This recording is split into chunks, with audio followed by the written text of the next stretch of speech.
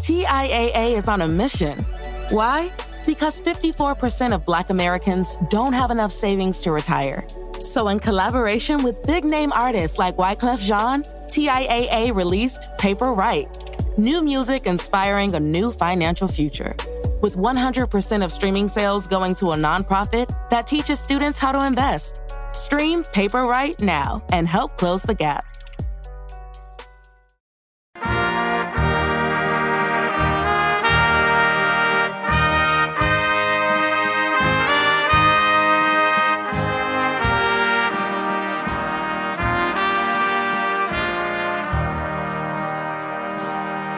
Croeso, and welcome back to the Welsh History Podcast, episode 207, The Valleys Rising. I hope you enjoyed the episode last week. I thought it was very interesting. I thought it was a unique take on Owain Glyndŵr, and I hope you will check out the podcast Anthologies of Heroes, as I think it's a very well done and quite clever podcast. So with all that said and done, welcome to 2024. For those of you listening to this when it's released, I can't wait to get started. And today we're going to start by talking about the valleys just north of Cardiff, which, of course, in the industrial beginnings of the Victorian period, see a massive change in their makeup and in the way they are looked at. They will have consequences on Wales as a whole and on Britain as a whole for the better part of 100 years. And for Wales, they still influence things even today, from TV shows to music to any number of different things, including accents and quite a number of perspectives that have come out of the valleys, which are so different or so unique to them themselves in some ways, and in other ways representative of Wales as a whole. The rising tide of industrial production at the beginning of the 19th century saw local hamlets, villages, and rambling areas of agricultural isolation rise from relative obscurity into major industrial powerhouses of the century. Local tradition holds that around 480 CE, a girl called Tidful, daughter of a local chieftain named Braichan, was an early convert to Christianity who was then murdered by either Welsh or Saxon pagans and buried in the town.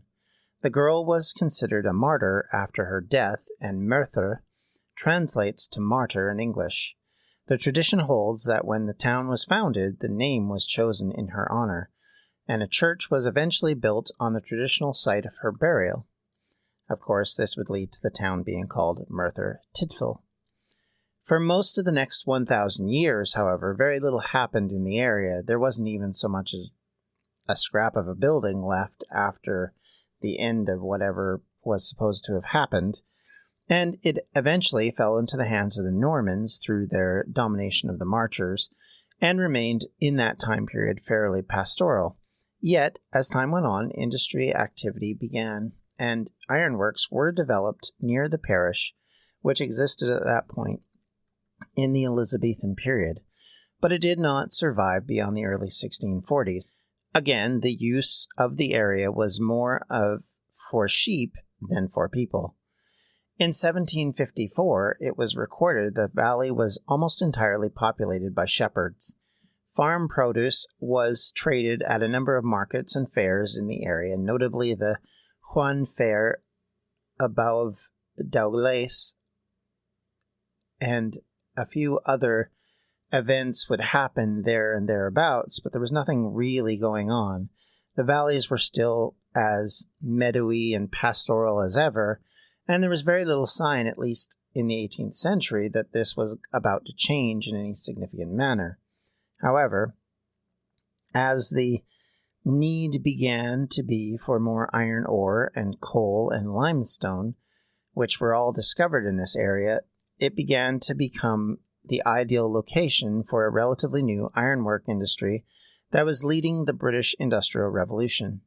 So, over time, this sleepy pastoral landscape, I realize I've said this a lot, but you have to image it, began to change and migrate into what we know today. In 1759, the first major ironworks, Dowlais, was founded. Other works, including the Plymouth Cyfadda and the Penderyn works, would follow in quick succession, and Merthyr Tydfil changed in that moment from what had been into something much more towards what we would think of as more modern. It saw more and more businesses seeking to build their fortune in these communities through the development of all of these industries. Under the ownership of John Josiah Guest between 1807 and 1852, Dowlais rose to international fame as the largest ironworks worldwide, employing 8,800 workers and producing 88,000 tons of iron each year. By 1820, Merthyr was producing 40% of Britain's iron exports, while in the second half of the 19th century, many of the works converted their production to steel, as obviously steel became much more in use and considered a more quality product than straight iron. In 1790, no high street existed, or what we would consider in North America and elsewhere as market squares or commercial districts, in Merthyr at all, and at that point it was still just a collection of houses with an inn and a pub. It would be the wars of Napoleon that would actually force Merthyr into the spotlight for the first time, as the need for iron was growing exponentially to meet the needs of the military, as you can imagine, and thus creating a demand for places like Merthyr to provide it. As a result, the rapid expansion of industrial production and mining activities, the population of Merthyr increased dramatically. The 1801 census recorded that 7,000 people lived in the area, and by 1910, just over 100 years later, Merthyr Tydfil had almost 90,000 inhabitants. More importantly, for much of the latter half of the 19th century, it was the biggest community in Wales and was highly influential on Wales because of that size and because of the flow of both immigrants and emigrants in and out of the location. At the same time, of course, not only did we have the rise of that, but there was a need to build construction that would help to get this iron out of Merthyr Tydfil and then eventually coal, and thus there was a need to export it through the various ports that were nearby, one of which, of course, being in Cardiff. So, in order to deal with this, in the 1790s, they started to build a canal, which would be completed in around 1794. It was considered extremely difficult in building because of the difference in height as far as the elevation, and having to bring it up and then down in towards the sea level made for a lot of tricky developments and a lot of locks being created to sort of deal with this. But it was absolutely fundamental to the early growth of Merthyr Tydfil before the steam engine and the rise of trains in the latter portion of the 1840s. At the same time, the birth rate also blossomed as climbing scientific advancements and better health care, thanks to wider varieties of food sources and just generally a different attitude about what was causing problems for people, meant that childbirth was becoming safer. Still not safe, but definitely better than before. Thus, a lot more children were surviving into later childhood and adulthood than had ever done in the past. This, of course, has good points and bad ones, of course, because you have an increase in population, more survival of children, but you also have an increase of population, which can mean higher demand on areas and having to create a lot of infrastructure to deal with this, some of which Wales was not prepared for. This meant, of course, that as we talked about previously, many people from inside and outside of Wales were moving in for these opportunities, which were coming out of Merthyr Tydfil, specifically in mining and in ironworking. And this started to blossom the community. This was creating pressures on society, both those that were already in Wales and those who were new to Wales. This conflict of values started to change how the Welsh viewed life in general and how it started to affect the overall attitudes about a number of things that previously had never been considered. Welsh life had largely been rural and conservative, Industrial and urban pressures were bringing something into Wales that really hadn't been seen in a very long time, probably not since the Glyndŵr revolts, and the popular struggle that preceded it. There was a rising sense that had begun in the lower classes that moving into cramped urban environments with hard labor jobs and a sense of communal resistance began to some of the aspects of those jobs and some of the expectations on how life was to work. And all of these attitudes were starting to form in a period where a number of different pressures were coming to people across a number of different areas. Some would blame the French Revolution, at least initially, for some of this because there was such a dramatic swing in the way people thought about the monarchy and about aristocracy that came out of that. But that's harder to describe or harder to look at and evaluate completely. Certainly there was an effect, but I wouldn't say it was a complete one, and it wasn't a dominant one by comparison. It was this idea that the French Revolution would create more revolutions like it, that there was a demand to revolt. And of course, this could be seen in places in Europe where the powers that be had either been pushed out by Napoleon or had ran into financial and other struggles and were having to put themselves back together in the aftermath, something that would create a number of different problems for all of the countries involved. But Britain had largely avoided that. There was no real threat to English dominance, either in its navy or colonial power. If anything, it had grown in the absence of the now conquered French, and the entire sequence may have been frightening for the powers that be, but few could say that the fires of revolution were burning bright in Wales in this period. This was more of a problem of, say, the intelligentsia in London than it ever was with the Welsh population, which was generally not of that mindset.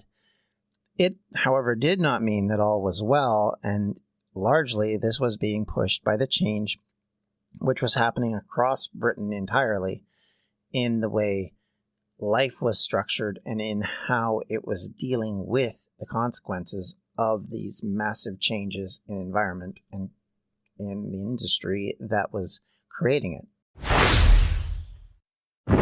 The Battle of Waterloo was one of the most famous turning points in world history. But what happened next? My name's David Montgomery, and I'm the host of The Siècle, a history podcast that tackles exactly that. Join me as I cover France's overlooked century in between Napoleon and World War I. The Siècle, spelled S-I-E-C-L-E, is part of the Evergreen Podcast Network and can be found wherever you get podcasts.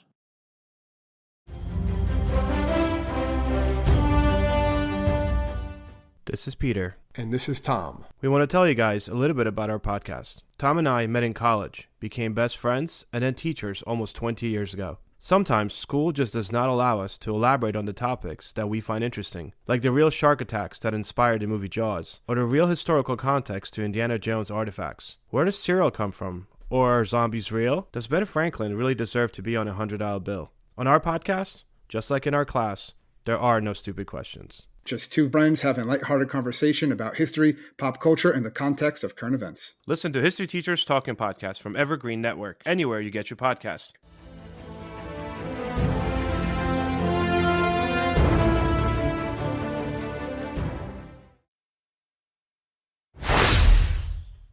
Working hard industrial days were very different than those of the farm or the sea, where you'd spend a lot of time around a lot of different people.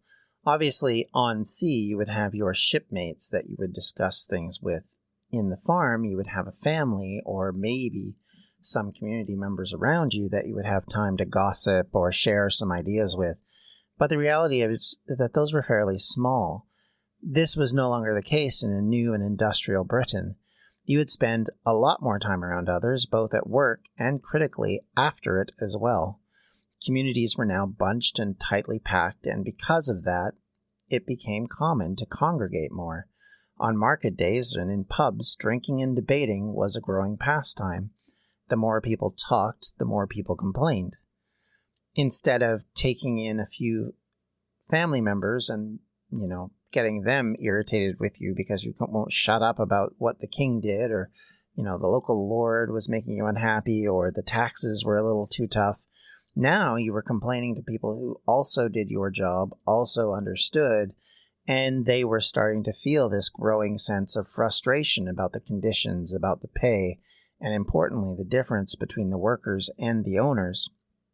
This idea was being exacerbated by the growing separation, by the movement of people around Britain, and you have so many outsiders with different ideas coming in and are starting to spread these ideas to others. You have some people who have ambitions that are growing beyond what their initial position is, and they aren't happy with their circumstance.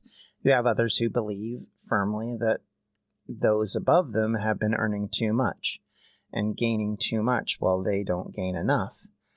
Capitalism in Britain may have brought wealth and opportunity, but the discussion now was as to whose wealth and whose opportunity.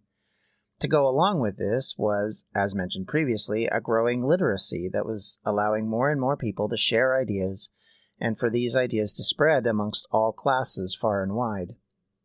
Merthyr and the Valleys were heavily influenced by this change in the community, and as the community continued to grow, so too did the sense of unity. Everyone was doing the same thing day in and day out. You spent your time in the mines, the industrial sites, and other places, and spent more and more of it working and less enjoying your time to yourself and to your family.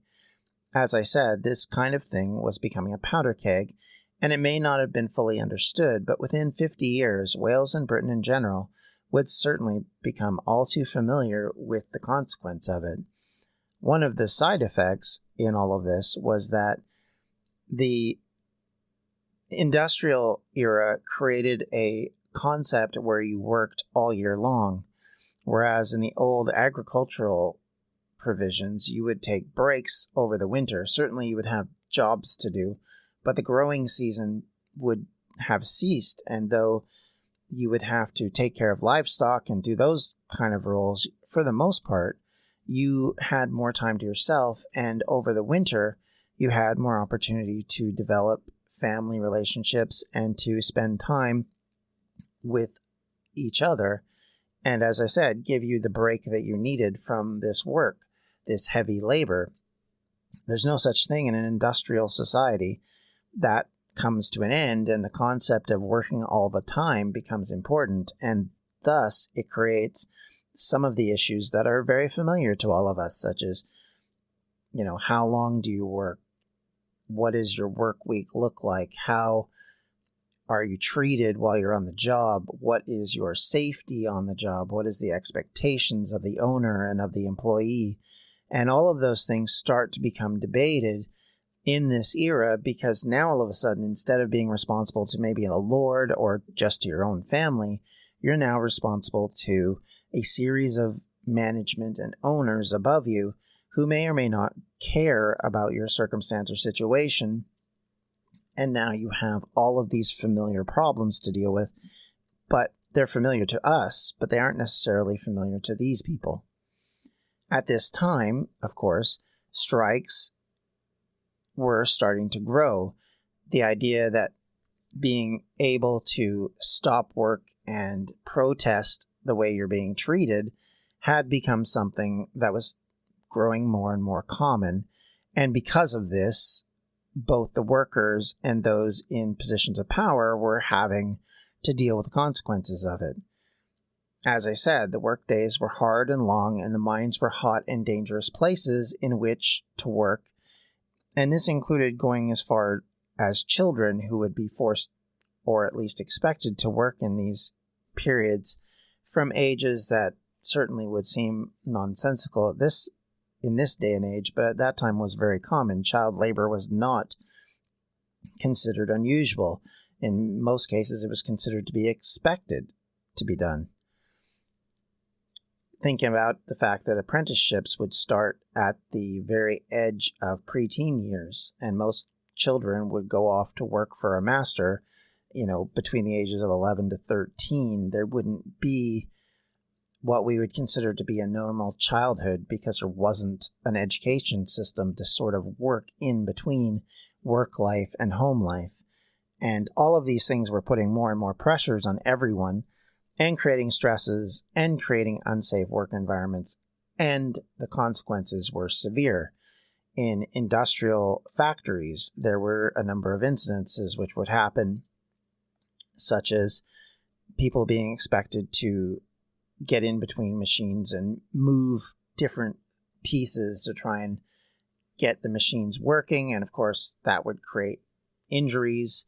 There would be the consequences in mines, of course, of, if there's a cave in or if something happens or if there's an explosion, all of which can cause massive problems for everybody involved. And we'll certainly be talking a lot about all of this in future episodes because this will become a constant problem. And to kind of finish off the episode for today, in a way that makes a lot of sense to us now, even though they're working at these places, even though they're struggling in these factories and in these coal mines, wages had been slashed when the price of food was also rising sharply. And this was creating hungry families with no money in their pocketbooks, with expectations being pushed upon them at higher and higher costs, both in worker expectations and in financial expectations, that they were slowly driving workers into more and more desperate measures. Criminal activity was becoming more common. Problematic situations were growing. Areas in Merthyr, for example, became abandoned because as workers started to earn money, they would end up moving away from an area which was closer to the ironworks. So you would have that smell of sulfur and different things coming out, and that would influence where people wanted to live, to no surprise. And as they abandoned these buildings, they weren't like torn down or anything. Other people started to move in. Other people had different ideas about how to earn a living, some of which were criminal activity, and that started to create more and more problems in the community as that would continue to grow. And as the population continued to grow, there was more and more of this kind of situation going along. This then would lead in 1816 to a strike that started at the Tredegar Ironworks as groups of men marched towards Merthyr, stopping all of the furnaces along the way. This then became a riot as they approached the Dowlais factory, and they were confronted by police, special constables as they were called at the time, and shots were then fired. Mary Morgan, the wife of an engineman at the Pendarren Steelworks, was injured in the fracas, and the crowd was furious because a woman had been injured, and the constables ended up fleeing to get away for their own safety, and the rioters went to take over the ironworks. This then created a worrying time for both the workers and for the owners. John Guest, the owner of these works, barricaded himself in his home, while William Crochet II, the owner of the Caffareth Ironworks, took to the hills to take refuge in a farmhouse. And in the end, troops had to be brought in to subdue the rioters. This is how things worked in this era. If people got mad, they didn't just, grumble about it or protest on social media. They went out and went riot, and this will happen more and more. And probably one of the biggest ones that happened, or at least one of the more important ones that we all, if you have any knowledge of this period of Welsh history, know about, is the Rebecca riots, which come just a few decades later.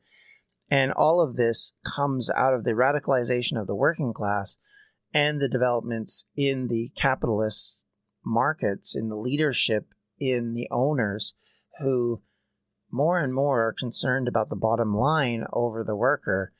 And thus this conflict between worker and owner become more and more pronounced. And it takes flight in Wales in ways that I don't think anyone expected or maybe thought would happen in a place which previously had been fairly docile by comparison to what it had been previously. And it will force a lot of reconsiderations about what Wales is, what the valleys are, and how influential places like Merthyr Tydfil become to the larger British public.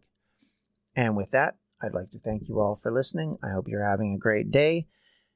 If you have any questions, comments, or concerns, you can always reach me at the Welsh History Podcast at gmail.com or on Twitter at Welsh History Pod, or join us on Facebook at facebook.com/Welsh History Podcast. And, of course, if you would like to help the podcast by helping me purchase the research material I use for this podcast, you can do so via patreon.com/Welsh History. Thank you, everyone, for listening. I hope you have yourselves a great day. See you later. Take care. Bye-bye. Welsh History Podcast is a member of the Evergreen Podcast Network. To find more information on them, you can do so at evergreenpodcasts.com. Thanks for listening.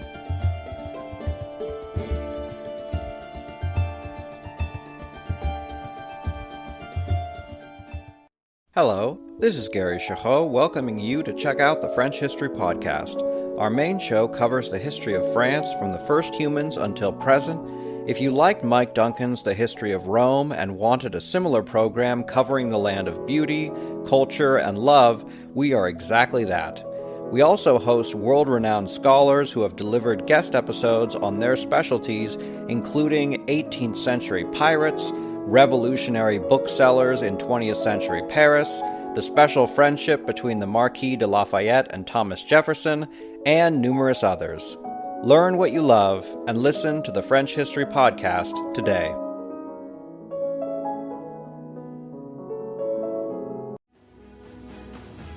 I'm Ken Harbaugh, host of the new Medal of Honor podcast from Evergreen Podcasts, brought to you in partnership with the National Medal of Honor Museum. In each 3-minute episode, we'll learn about a different service member who distinguished him or herself through an act of valor. We'll include stories from the Civil War to Iraq and Afghanistan, and from all branches of the military. We'll talk about service members who were overlooked for the medal at first due to their race or religion, and about those who were celebrated at the time. We'll hear stories of soldiers like Audie Murphy, future Hollywood star who mounted a burning tank to hold off German infantry in World War II. And people like Dr. Mary Edwards Walker, a Civil War Army doctor and the only woman to receive the Medal of Honor so far. Learn about these heroes and more wherever you get your podcasts.